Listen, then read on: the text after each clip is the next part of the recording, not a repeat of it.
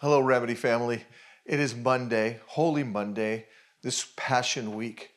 Jesus had spent Sunday night with his friends Lazarus, Mary, and Martha in the small town of Bethany. It's just about a mile away from Jerusalem. The previous day had been a busy day, full of celebration and anticipation of the week to come. Excitement filled the air.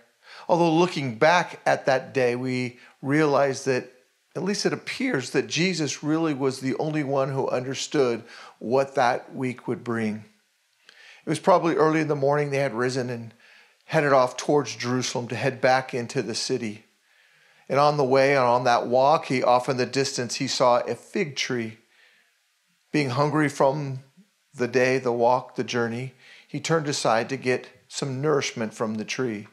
As he arrived at the tree, a tree that he expected to be full of fruit was barren. Although it had the leaves and should have fruit ready, there was nothing there. To the surprise of his disciples, he cursed the tree that it would never produce fruit again. In fact, we read later that the tree actually withered.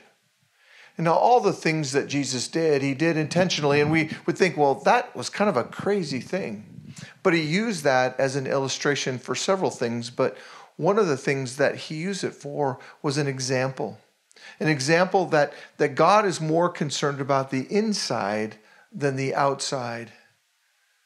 That we can appear to be fruitful and yet not fruitful at all. God tells us in his word that we tend to look at the outside of appearance, but he really looks at our heart. Meaning that there's some behaviors that we can change. We can kind of adjust our behavior to be more acceptable, to be more moral. We can discipline ourselves to do or not to do certain things, but that doesn't make us right with God. We can appear to be fruitful. We can have lots of green leaves, but not bear any fruit. See, fruit comes from the heart. And Jesus is the only one who can change a heart. That's why Jesus came. Man cannot change our own heart. There's nothing that we can do that's good enough to make us good enough to be in the presence of God.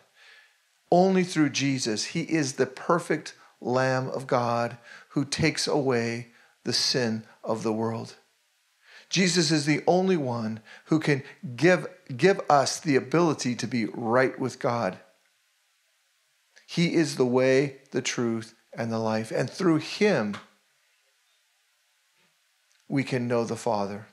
To anyone who believes on Jesus, to them he gives the right to become children of God. Something to think about this Holy Week.